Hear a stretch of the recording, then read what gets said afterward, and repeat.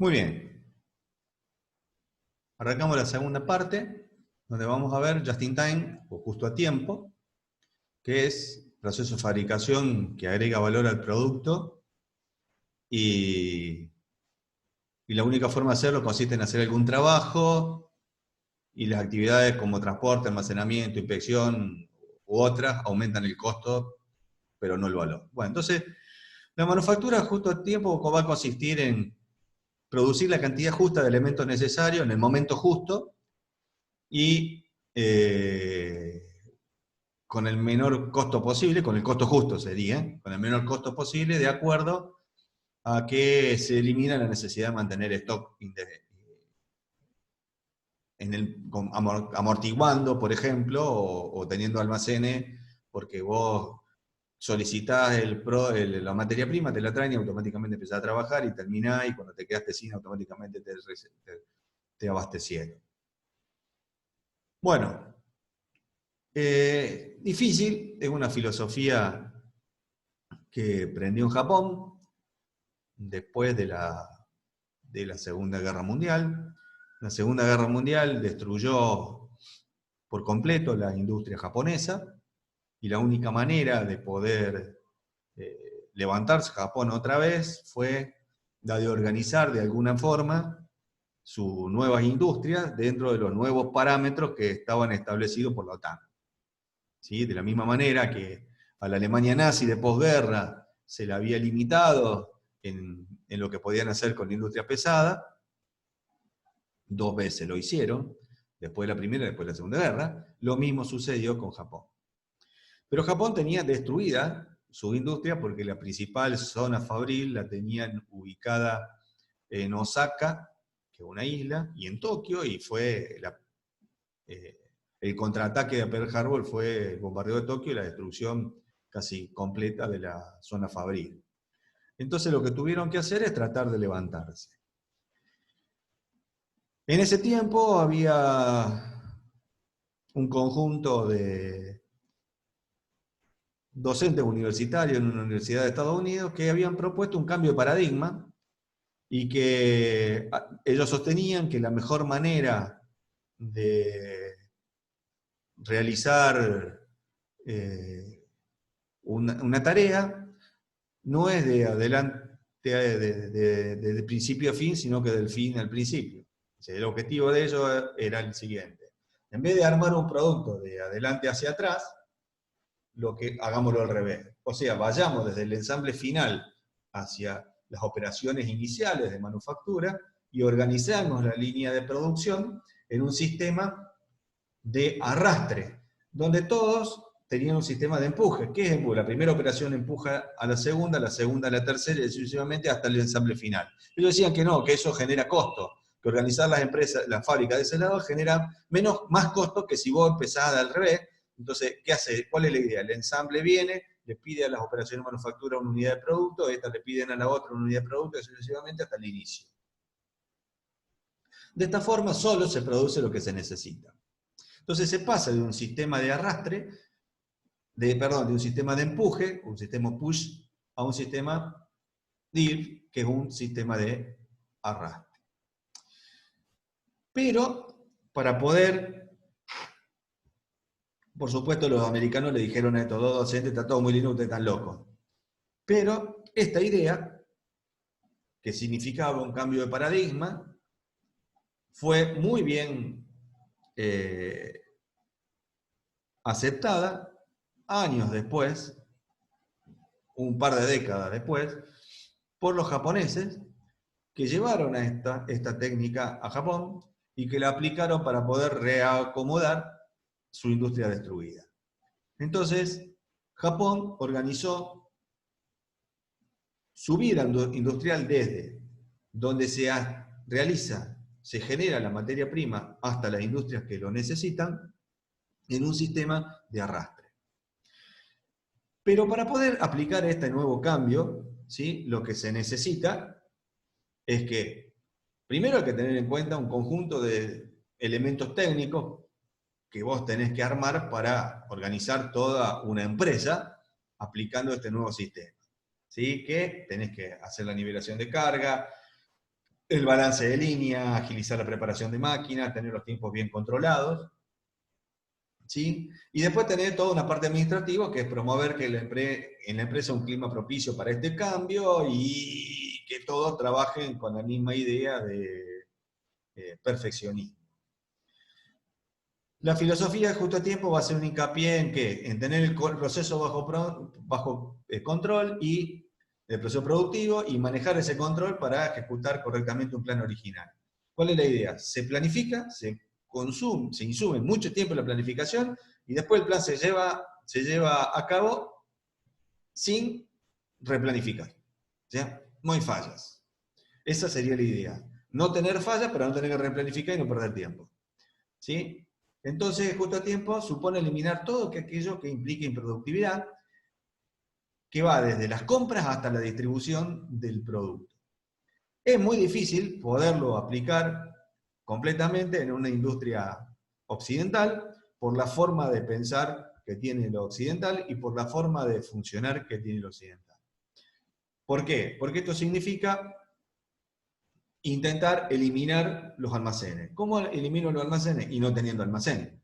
¿Y cómo hago para no tener almacén? Y yo le digo a mi proveedor, che, necesito 100 unidades de esta materia prima, tráeme de esta materia prima con esta calidad para el 2 de otoño a las 3 de la tarde. Listo, ok. Y el 2 de otoño a las 3 de la tarde está ahí. Sí, muchachos, ¿cómo sabemos que no nos van a embromar? ¿Está claro? Entonces, ahí ya tenemos el primer problema. Entonces, nosotros tenemos almacenes, ¿por qué? Para asegurarnos no tener problemas. ¿Sí? Los japoneses confían en los otros. Nosotros, siempre que lo hicimos, no nos fue tan bien. Entonces, la idiosincrasia occidental es distinta a la de oriental, principalmente la de Japón. Entonces, lo que intenta justo a tiempo es eliminar la improductividad y, por supuesto, hay que confiar en la fuente. ¿Quién es la fuente? El que es origen de mi materia prima, que es la entrada del inicio de mi sistema. Entonces, existen lo que se denomina pilares de la filosofía justo a tiempo, que son equilibrio, sincronización y flujo adecuado del proceso fabril, el concepto calidad en la fuente, el que lo hizo y al quien yo le pido lo va a hacer bien, porque no hay manera que lo haga mal, no hay ninguna razón para hacerlo mal, entonces siempre lo va a hacer bien, entonces como siempre lo va a hacer bien, no lo controlo. Y la participación de los empleados. ¿Por qué? Y porque los empleados son los que hacen la tarea. Y si bueno, entonces son ellos los que detectan los fallos, son ellos los que te pueden decir que hay cosas por mejorar, son ellos los que saben. Entonces a ellos tenés que preguntar. Muy bien. El método de producción justo a tiempo, llevado a la práctica ya no como filosofía, sino como método de producción, intenta gestionar los inventarios, ¿sí? Y aparece en Japón en los años 80 dentro de las empresas automotrices como Toyota, que fue la primera, y fue el método de producción que hoy es la estrella del proceso productivo. La idea es eliminar toda la improductividad, o sea, toda aquella actividad que no agregue valor al producto, sino que agregue costo, como el conteo del material, el transporte, el almacenaje, la inspección, para saber si lo que vino es lo que habíamos mandado, la programación de acciones, los almacenes elevados, el plazo excesivo de tiempo, los retrasos, los tiempos excesivos en cambio de herramientas, o sea, tiempo de preparación de máquinas, proveedores no confiables, las averías, problemas de calidad en el producto, ya tanto en el que viene como el que va a hacer, errores, faltantes de piezas o problemas humanos como despilfarro de hombre, tiempo, materiales, etcétera, etcétera. Todo ese tipo de cosas generan costo y no generan valor. Entonces, lo importante, aparte de esto, había que entrar en el sistema push de empuje y lo pasamos a un sistema pull de arrastre. Entonces, el método de producción, la filosofía se basa en 3 pilares y el método de producción en 7 elementos básicos. No confundir pilares de filosofía con elementos básicos del método de producción. De estos 7 elementos básicos, 6 están bajo el control de la empresa, y por eso los denominamos elementos internos, y uno no está dentro del control de la empresa, que es el externo justamente, que es la compra just in time, donde el objetivo de la compra es comprarle a un único proveedor. Se compra justo cuando vos lo necesitas y a un único proveedor. Entonces, vos tenés ajustado el tiempo que va a tardar el proveedor, entonces le pido lo que necesito al proveedor con antelación y el día que yo lo necesito lo tengo en la empresa y no tengo almacenes. Esa sería la compra justo a tiempo. Y tratar de que todo lo que yo le compre se lo compre un único proveedor. ¿Correcto? Por ahí no se puede, entonces hay que tratar de tender a uno con los proveedores y tender a cero con los almacenes. Los elementos internos, el primero es la eliminación de productividades. Todo lo que sea improductivo dentro de la empresa, todo lo que sea transporte, tiempo de cola 1, tiempo de cola 2, tiempo de transporte, tiempo de preparación de máquina, tiempo de proceso, tiempo de programación, eliminarlo. O que tiendan a cero. Lo otro es calidad en la fuente. La operación anterior a la mía hizo las cosas bien, pero no tengo que controlar lo que me dan, uso lo que me dan de la misma manera que cuando la operación siguiente a la mía me solicita una unidad de producto, yo se lo entrego y no lo controlo porque sabe que está bien. La carga de máquina uniforme tiene que ver con que cada centro de trabajo haga lo mismo, la misma cantidad. De hecho, la unidad de carga, se denomina unidad de carga, a la cantidad de elementos que van en un contenedor de un puesto de trabajo a otro puesto de trabajo, en Just in Time es una unidad. Entonces, en un momento determinado, todos están produciendo una unidad.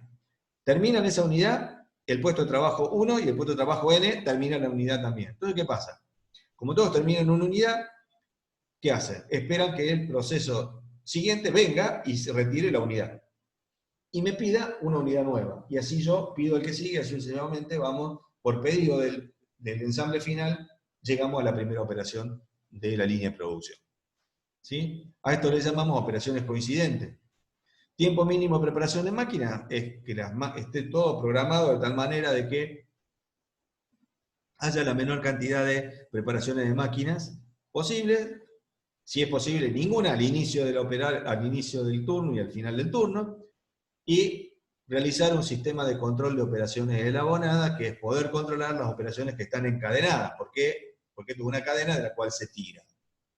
Este sistema de control de operaciones elaboradas es un sistema de control de producción específicamente diseñado para Just in Time, que se va a llamar Kanban. Kanban, en japonés, es tarjeta con señas o tarjeta con signos. ¿Sí? Nace como sistema de control del sistema de producción justo a tiempo y solamente sirve para justo a tiempo. Y tenemos dos. Un Kanban de transporte que se usa para pasar de un proceso al que sigue y un Kanban de producción que se usa para solicitar una nueva pieza de producto al proceso anterior. Entonces, ¿cómo es la cosa? La cosa empieza así. En un proceso, ¿sí? Lo que hace es llevar un Kanban, ¿sí?, al proceso anterior para recoger la pieza que está ahí y le deja una tarjeta de producción para que me hagan otra pieza. ¿Y qué hago? Le anexo a este proceso, a esta pieza que me llevo, un Kanban de transporte. Entonces, tanto el Kanban de transporte como el Kanban de producción, ¿está? Yo le pido una pieza y me llevo la que tiene. Y lleva con cambio de transporte. Proceso lo que tengo que procesar. Me llevan a mí la pieza que yo traje después de que yo hice la operación que tenía que hacer. Vuelvo a la anterior y le dejo otro de producción, le dejo otra tarjeta de producción y me llevo la pieza que le había pedido antes con un Kanban de transporte. De esa manera, esto funciona como una orden de producción encubierta o como un sistema de producción donde el operario del proceso anterior al mío me produce lo que yo necesito en el momento que yo lo necesito cuando yo le dejo la tarjeta. Entonces, en un contenedor van a ir las tarjetas de transporte. Entonces, un operario, un supervisor, en cualquier momento se para en cualquier punto de la línea, agarra un contenedor, mira la tarjeta de transporte y sabe todas las operaciones que se le hicieron al producto, ¿correcto? En ese punto, y cuando miran la tarjeta de producción que tiene el operario en su puesto, ¿sí?, cuenta las tarjetas que hay, saben cuántas operaciones se hicieron en la línea. Entonces él sabe, parándose en un punto cualquiera, cuántas unidades hay en la línea. Porque la misma cantidad de unidades que hay en ese puesto es la que va a haber al final de la línea y al principio de la línea. Es muy fácil y es muy simple controlar cuando está todo organizadito así.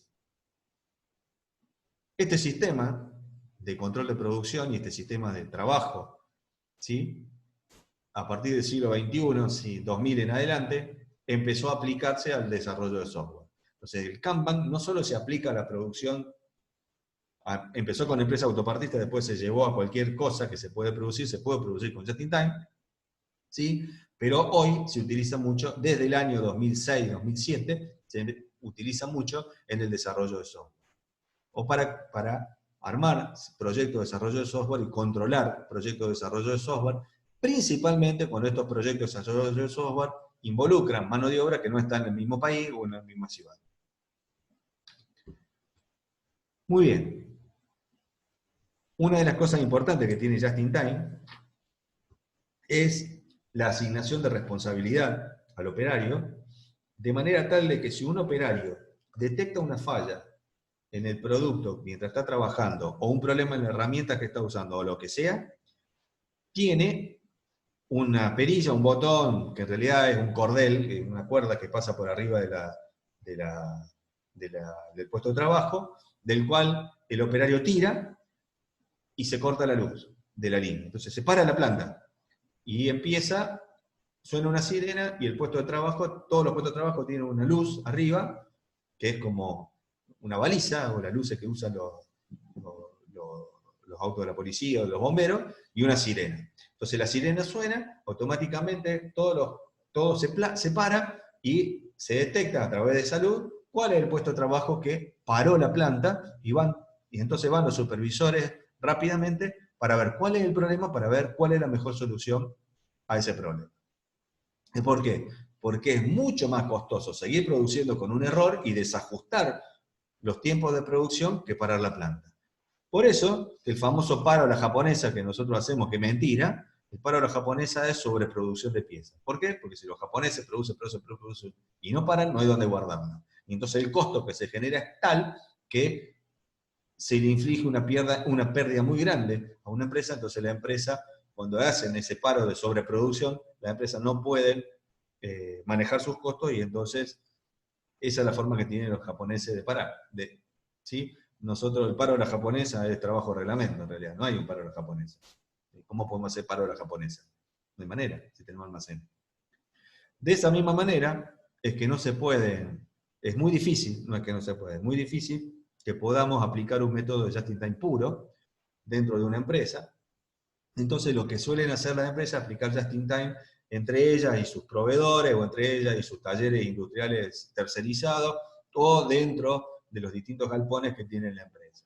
Entonces, una vez que se dejan la materia prima en los almacenes, se aplica just-in-time adentro de la empresa, y sí, con un sistema de adecuación de costos con just-in-time podemos dejar todo en el almacén de distribución. E inclusive algunos llegan hasta, con un sistema de logística muy aceitado, trasladar el just-in-time desde los almacenes de materia prima a la entrega en los clientes, incluyendo los centros de distribución. Muy bien. La fabricación, entonces, como para que tengamos una síntesis del tema. Fabricación es la función que se carga de la transformación de la materia prima en producto terminado. Incluye actividades fundamentales como la fabricación de elementos o partes, su montaje final, y los servicios de reparaciones para poder recuperar algunas de estas salidas de procesos que no estuvieron bien hechas. Hay dos métodos de producción, por lote y en serie. Cada uno tiene su documentación asociada. Por lote tengo la operación unitaria para el operario y la hoja de ruta para el supervisor, y en serie la hoja de operaciones para el operario y la hoja de proceso o sumaria de hoja de operaciones para el supervisor. La línea de fabricación puede ser de fabricación o montaje. Para garantizar el ritmo de producción más conveniente hay que hacer un balance de línea. Las nuevas tecnologías de fabricación involucran la informática y la electrónica para controlar el proceso productivo, eliminar tareas que ocupen tiempo y no generan valor al producto, o para mejorar la calidad del producto. Las principales aplicaciones de la automatización son el CAD, el CAE, el CAM, el AGV, la robótica y el CIM. Justo a tiempo implica producir lo justo, el momento justo y el costo justo.